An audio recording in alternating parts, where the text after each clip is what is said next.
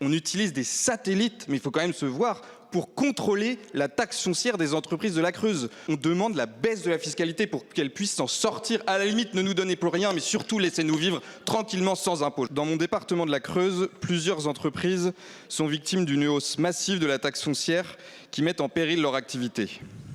On compte les casses automobiles qui ont ce qu'on appelle les zones de stockage à ciel ouvert, mais aussi les carrières, mais aussi les entreprises du bâtiment.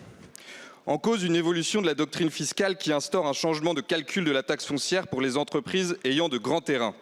Alors évidemment, cette fiscalité ne risque pas de toucher les entreprises parisiennes, mais elle frappe de plein fouet nos campagnes.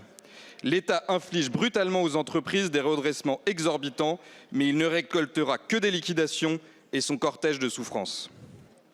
À titre d'exemple, une carrière de la Creuse se voit redressée de plus de 1,5 million d'euros de taxes foncières, alors même qu'elle n'atteint pas 1 million d'euros de chiffre d'affaires. Comment voulez-vous que cette entreprise survive? Depuis que je suis élu, avec la CPME et la CCI, dont je salue l'engagement, nous nous battons pour ces dossiers. Courrier, questions au gouvernement, rendez-vous. On nous écoute, mais rien ne se passe. Mais jusqu'où doit-on aller pour faire entendre notre voix?